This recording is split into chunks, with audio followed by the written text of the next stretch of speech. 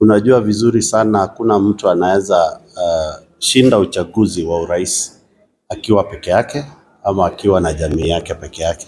Anahitaji Wakenya wote. Na jana chama cha DAP naongozwa na Mheshimiwa Eugene Wamalwa walikuwa wanafungua ofisi na akaita viongozi ambao they are like minded, na tumekuwa tukitembea na Mheshimiwa Eugene Wamalwa miaka 2 sasa, na sasa Mheshimiwa Rikiji pia amejiunga nasi katika ule mkondo. Tunangojea Mheshimiwa Rikiji azindue chama yake alafu akae chini. Kila chama imepea kiongozi wake nafsi ya kukaa chini na viongozi wenzake. Kama sisi Wiper tulipea Mheshimiwa Kalonzo Musyoka nafasi kupitia ile kongamano la NEC kuungana na wenzake ili kutimiza ndoto ya kukomboa nchi hii. Ya pili, tunaendelea kusisitiza Wakenya, tafadhali serikali muachane na watoto. Watoto wameumia, watoto wameshikwa, naweza sema watoto wametekwa nyara.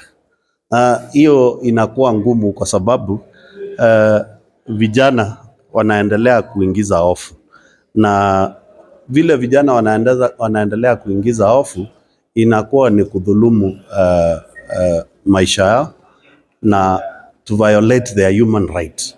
Every Kenyan, every young person has a right to be in Kenya and has a right to comment and criticize the government of the day, as the freedom of speech is enshrined in our constitution. So we want to urge the government, please give the young people a space to enjoy that freedom given by the constitution.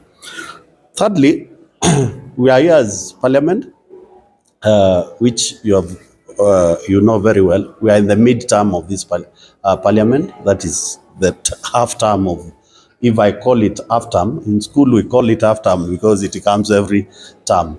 But this half-term for the Parliament is barely after 2.5 years, whereby we evaluate what we have done and look forward what we need to do. And I think the statistics are very clear. They were presented this morning by the clerk of what we have achieved and what we need to do. But there is more work need to be done, because you know very well there was an article report which proposed quite a number of legislation to be enacted. And the only legislation which was enacted and the NADICO report, which was co-chaired by Honorable Kalonzo Musyoka and Kimani Ichung'wah, is only what was realized yesterday by putting up the select panel, and consequently they start the process to get the new commissioners for IEBC. So the others need to be fast-tracked because they also play a very important role in this country going forward. And lastly is that as a country, we are still struggling with the burden of debt. We need to find out the best way, legislative, also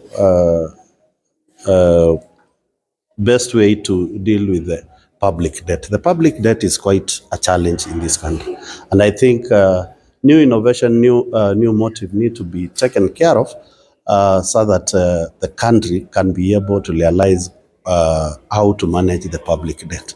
And we need to urge the government, they stop borrowing. They promised Kenyans they will not borrow. But if you look at the trade, they have over-borrowed. And that is a very difficult trade for the country, which makes the economy quite pressed. Thank you very much. Very lastly, there was an issue regarding the IEBC selection panel where one Augustus Mule had taken a case to court. Now he has taken the case to the Court of Appeal. What do you have to say about it? But Augustus Mule does not come to my party, and I cannot speak on behalf of him. Augustus Mule comes from I don't know which party, and we know very well from where we sit as Wiper. Augustus Mule was a puppet of Kenya Kwanza regime. He can continue with his cases in court. We already have the select panel. They have already been gazetted, and the court, if he has any case in court, I don't want to speak about it because it's prejudicial. So wacha ng'ang'ane. Kenyans must move forward, because it was a very selfish appeals, because there was already a formula now to get the select panel. And at the end of the day, we knew very well who were his sponsors. So if he had been used and dumped, too bad for him. Sawa sawa. Yes.